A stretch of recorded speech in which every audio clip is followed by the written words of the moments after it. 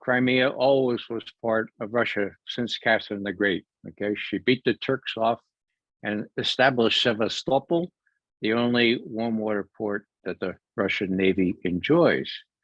So think about Victoria Nuland, who was sort of the intellectual author, if you could call it that, of the coup in Kiev. Did she really think that Putin would acquiesce in NATO taking over Russia's sole naval ice-free all year round base?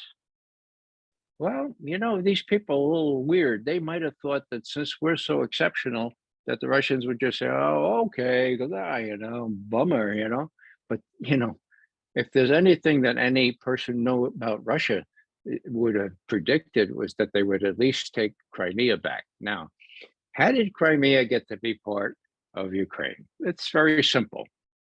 Back in 1954, remember Stalin died in 1953, right? Okay, so 1954, this guy Nikita Khrushchev rises to the top. He's born and bred just a couple miles in Russia proper from Ukraine, in the Russian region, but he's got really a lot of support in Ukraine. And one day he says, I think I can increase that support if I did a little ukaz. Ukaz is just a little order that kings and Soviet party chiefs can do. And I'll give, that's what I'll do. I'll give Crimea to Ukraine. Does it matter? No, it doesn't matter.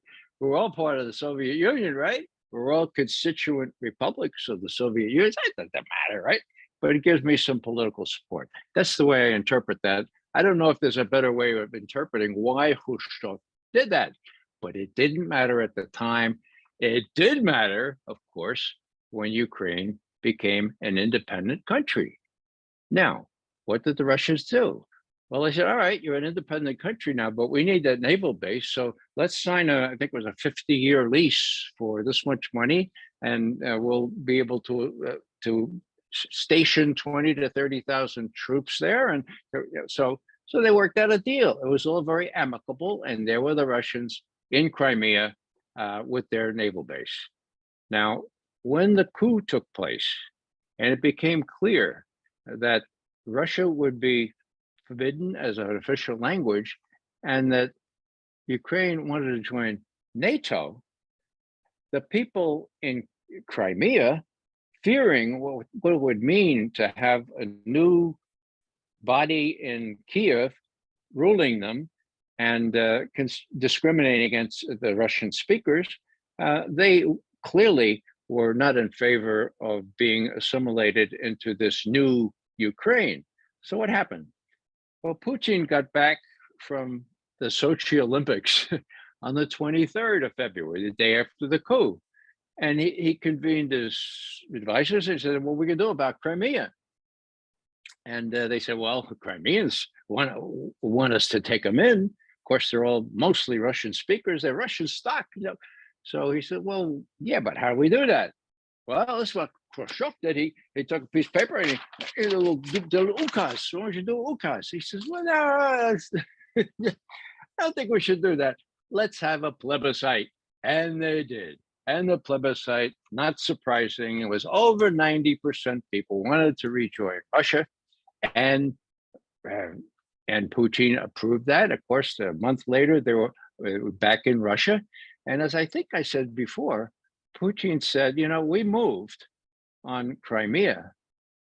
We reincorporated Crimea partly because of NATO's designs or NATO's or Ukraine's acquiescence in joining NATO or wanting to join NATO, but mostly, more important, we feared the emplacement of offensive strike missiles, that is medium-range ballistic missiles, of the kind Khrushchev put in Cuba, in Crimea and the rest of Ukraine.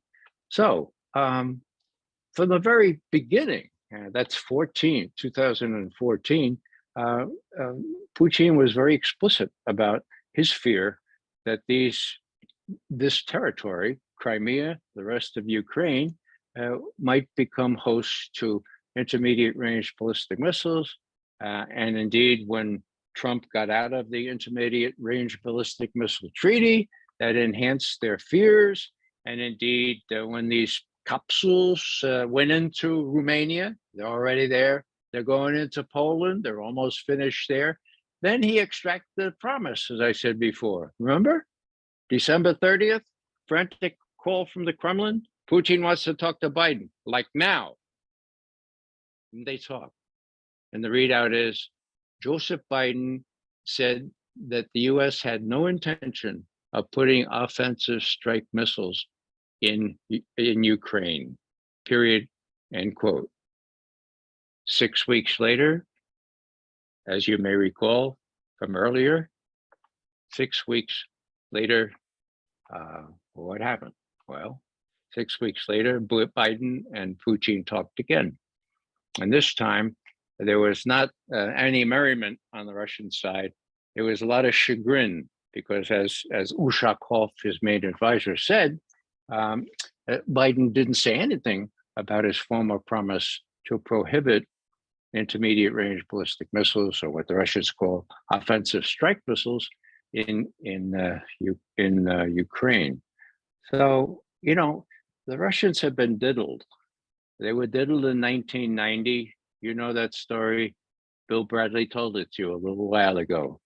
They were diddled all along on Ukraine. And finally, when Putin extracted this promise from Biden, next morning, obviously, Biden woke up and his advisor said, you didn't really say that, did you, Joe? Well, you can't do that.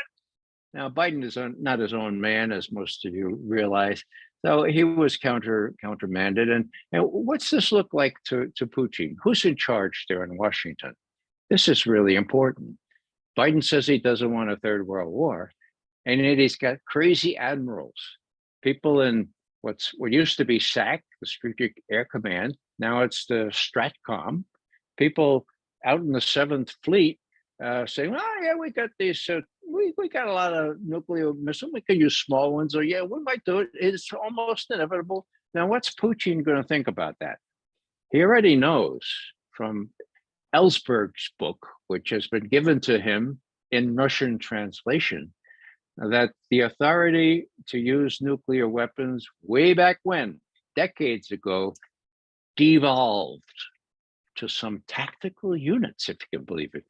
Read the Doomsday Machine. Read what Ellsberg has to say about this. It's scary as hell. So if you only have a few minutes of warning time, launch to target, I mean, does it really make a lot of sense to get on the phone with Mr. Putin and say, well, you know, we think this is real. Should we do? In other words, Putin doesn't want to have 7 to 10 minutes for cruise missiles or 5 minutes for hypersonic missiles to decide whether to blow up the rest of the world. Would he blow up the rest of the world?